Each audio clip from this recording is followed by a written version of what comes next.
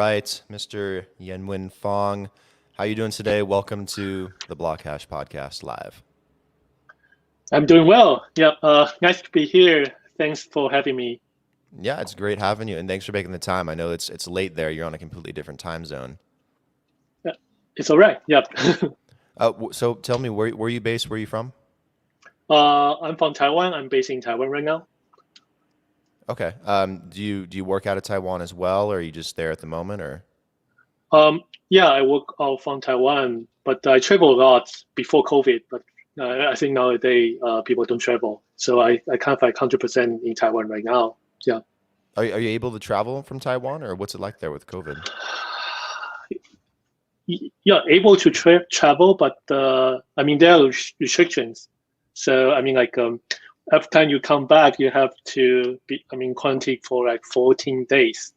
So that's really a long time. Oh, you Yeah. still have to So quarantine? So like if you got a vaccine or you got a PCR test, you still have to quarantine? yeah, everyone. Oh, that kind of Um, sucks. yeah, yeah. But I think it's good because I think Taiwan have kind of like the lowest like infection rate.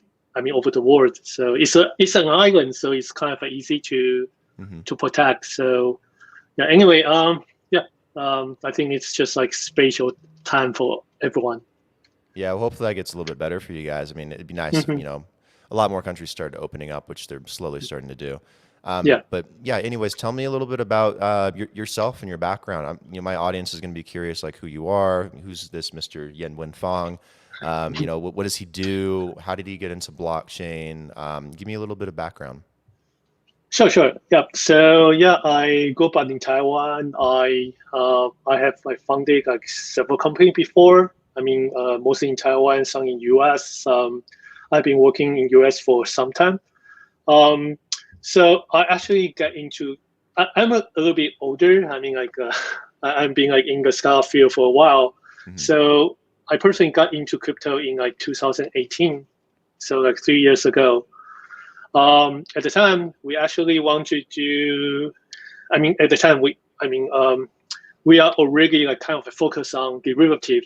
So perpetual protocol, what we are doing right now is one, one kind of derivative. But at the time, I mean, 2018, I have been already like starting like trying to work on the decentralized option protocol at that time, which is we actually doesn't go well. I mean, we have a hard time raising and the market crash. So, Hmm. I mean, we end up going to the Binance lab. So Binance has an incubator at that time. So we actually worked there for a while, working on like the accounting solution, crypto accounting, uh, and and and and like 2019. I mean, after a year, we feel that we see Uniswap, we see like Synthetic that actually kind of like bring some new, I mean, idea for us. So I mean, like I said, 2018 we were doing option protocol, decentralized option protocol, but I don't think we really know. I mean, like how I mean, we just want to Hmm. port like centralized stuff to like decentralized world. It doesn't work. So I mean, after we see like Synthetics and Uniswap, they have this AAM, they have this like new tokenomic, we feel that actually that's the right thing to do. So we actually pivot, we dropped the accounting software, and then we went back to derivative. We kind of like go through like different kinds of derivative, and then in the end we pick Perpetual. So we kind of like figure out how to build an AAM on top of Perpetual swap contract. Yeah, so I think that's Hmm. how we started. So it's last year, and we launched a token, and we also launched a protocol last December. It's already been already like 3 months. I mean, until Hmm. now, and I think the protocol itself is actually working quite well. We have around like 19 billion trading volume, which is quite nice. And we do have like a lot of people trading on us. We have like bots trading on us. So I think yeah, it's a good start. Yeah, in terms of volume, like where do you guys stand in comparison to like, some of the other, popular dexes out there, like all the food-based ones, like Pancake Swap, Sushi Swap.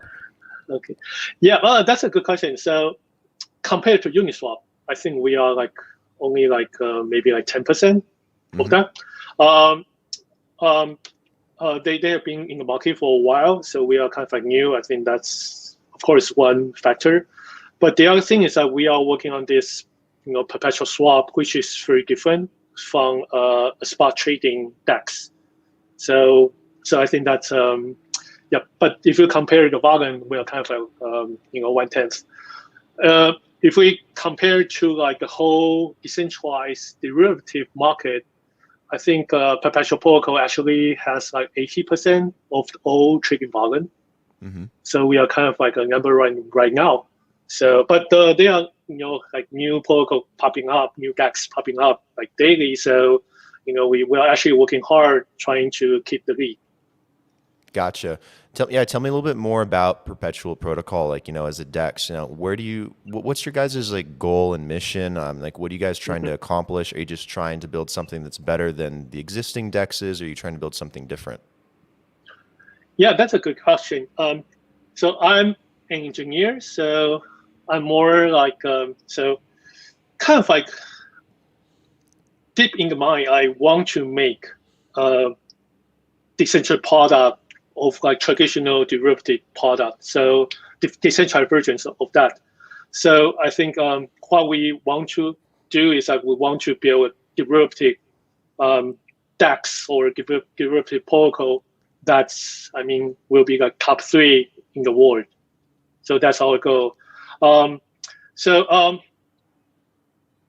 in in derivative, they are actually like kind of like details that it's not easy to build AAM on top of derivative like options. I think it's really hard to do Hmm. option like AAM. Lots of people try that, but there are still like some details that they doesn't really get right. And actually, Perpetual I think is the easiest one. So we just kind of like start with the easiest one. Yeah. Nice, So nice. yeah, yep. No, go, Yeah. Oh, sorry. no, go ahead. So yeah. So the perpetual contract is actually a different kinds of future contract. It's a derivative that compared to like spot trading, because it's a derivative, so you don't really own that token. You kind of like trading. Like the price exposure. But the good thing is that you can take leverage. So you can take like 10x, 5x long or short. So I think it kind of like provide another tool for the traders to Hmm. express their opinion to the market. Yeah. So I think that's the main difference between spot exchange. Would you say that's the thing that separates you guys the most from other DEXs or separates you the most is, being able to offer that kind of leverage through a DEX, or are there other things that you think separate you from, I guess, your competition? Yes. So it separates us, from like sushi swap or like food tokens, like you mentioned. So Hmm. of course, Uniswap, and yeah, and also it separates us from like there are other people like build also working in like perpetual contract space, but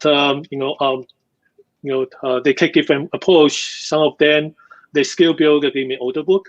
So we are more like you. So you can think of we kind of like Uniswap meet BMax, which is a perpetual contract central exchange. So we kind of like have the AAM and also have the perpetual contract, the leverage system.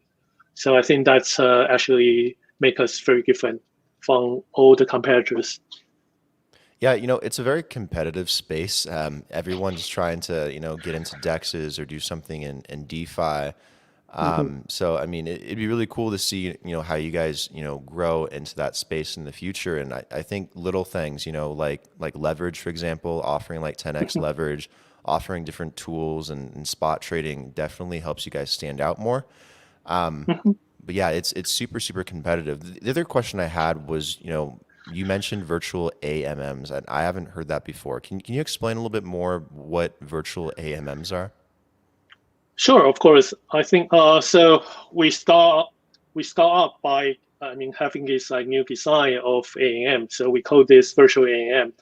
the reason we call it virtual is because so this is a derivative protocol. So we actually have kind of like two components. The first component is that we take the USDC from the trader as collateral. So for example, like trader Alice, she can put in like 100 USDC, and then if she wants to have like 2x, then we actually mint virtual token. We call it virtual token. So it's not a real token. We mint 200 virtual USDC, so she can use this virtual token.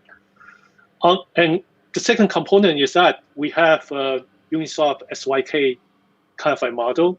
So we use it as a price engine. So Alice can put this 200 USDC, virtual USDC onto this, SYK model. So like, for example, she wants to participate in ETH market, then she wants to get a long positions, then she can just put in the VUSDC and then take VETH out. And then VETH is her position. So later on, she wants to sell the position back to the AMM and then get VUSDC out again. And then we can calculate the P&L for her. So that's actually how it works. So everything is virtualized. So we call this virtual AMM. So it's very different from spot trading like Uniswap. Like Uniswap, if you want to trade like ETH to USDC, you have to provide ETH. Also for the liquidity provider, if you want to provide liquidity, you have to prepare ETH and USDC. But in our Perpetual protocol, everything is virtual. Gotcha. Let me ask you also, what do you think the future of DeFi is like? Obviously you guys are innovating in a lot of ways, trying to create different solutions, different tools to, give traders to make it easier, make it more efficient, faster, all that stuff. And so are all these other protocols. And given how competitive it is and how saturated it is right now, what do you see the future, shaping into for DeFi, going into the rest of the year, going into the future? That's a good question. So, I personally believe that the market should be winner takes all. That's the thing that I think a lot of people feel that it should be a market chain war. It should be like multiple protocol like working together. Personally, I think that's probably not the case. I personally believe ETH will be the only. Probably not the only one, but it probably will take like 60% of the market share. And also like Uniswap, I think Uniswap will take like over 60% of the market share of spot trading. So the first thing I feel that there is kind of like one winner takes all. And the second thing is that I think the possibility is really important. So even if the DEX, the spot DEX, spot trading DEX, like Uniswap is winning, there is a skill like other protocol can build on top of like Uniswap or others. So composability, I think that's actually make the whole DeFi system very different. Yeah. So in that way, and also like the third thing is like layer 2. I believe that once Uniswap or other, people are moving to like Polygon and then have lots of success.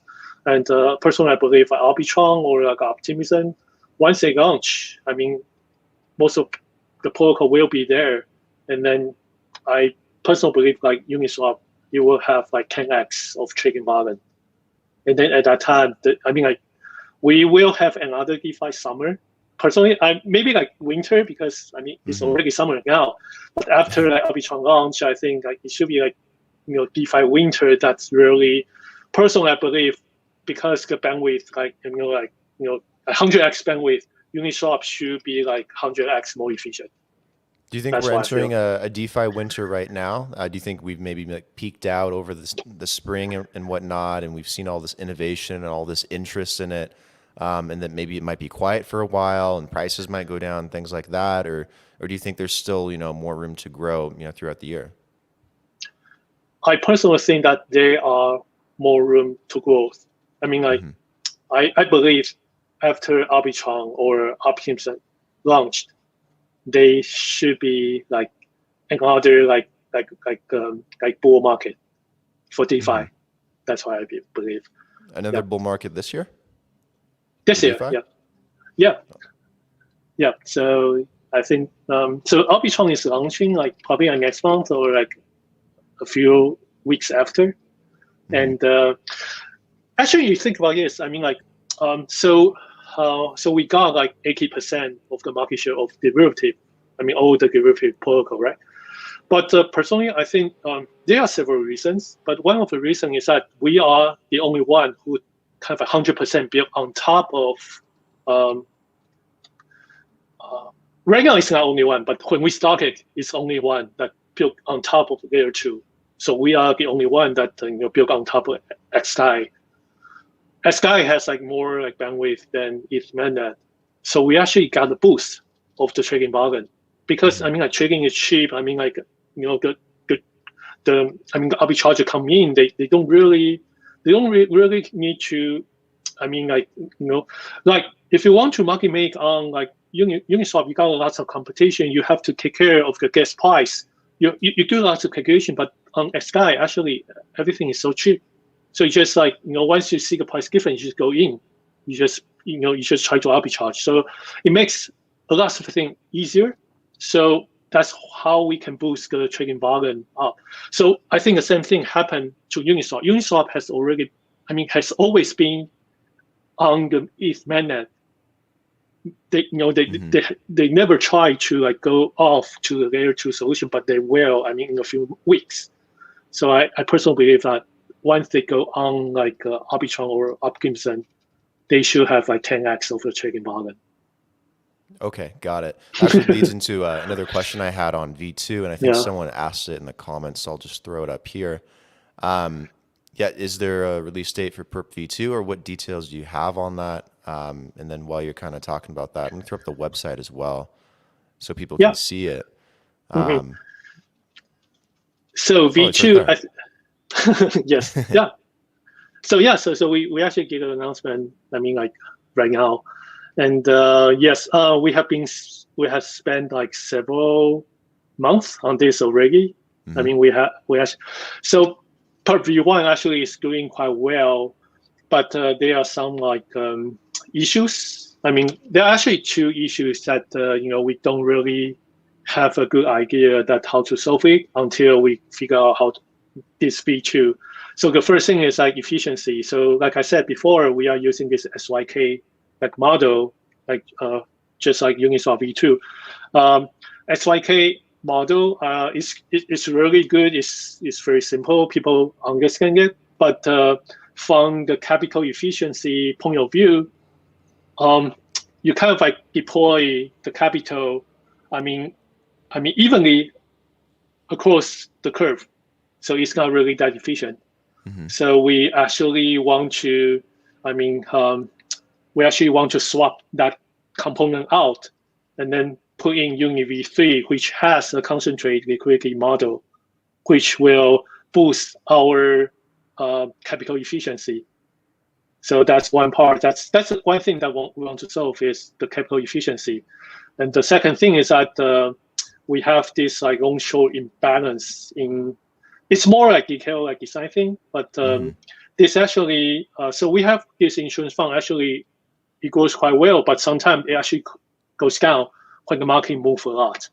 So there's no like good way to really. I mean, we actually try like maybe at 10 different solutions, but after that, we think that using like kind of like combined with Uniswap V3, and then also like enable like Maker, which will provide. I mean, who can solve this problem?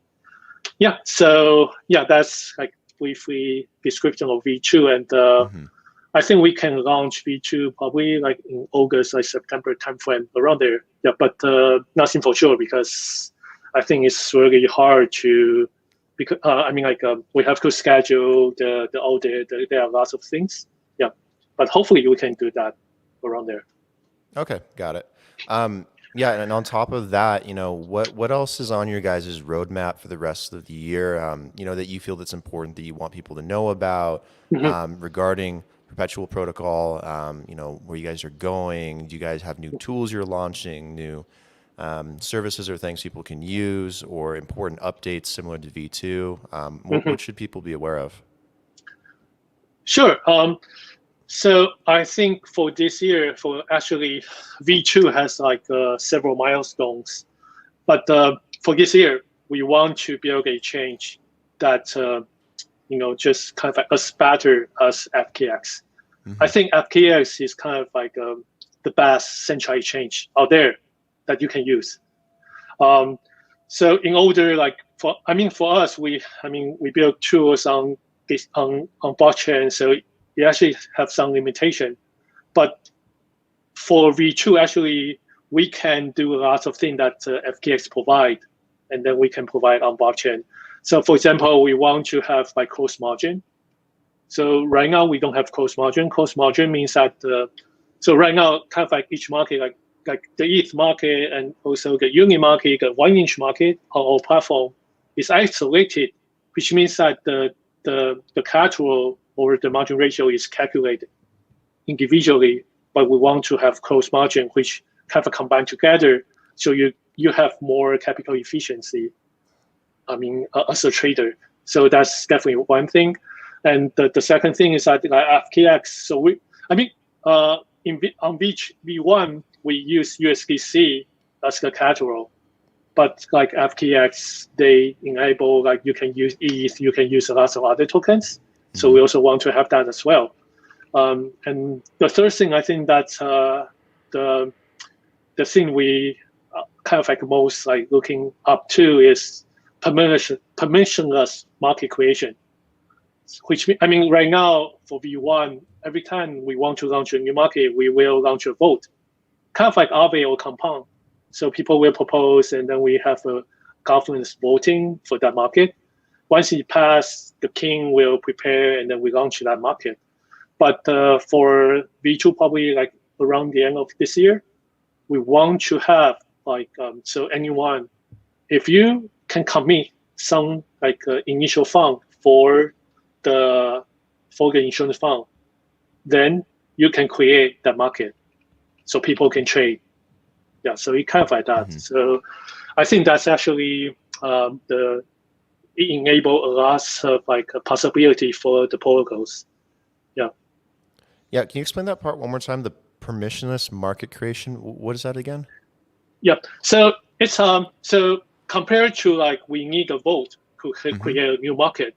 So permissionless means that everyone, they don't need to go through the governance.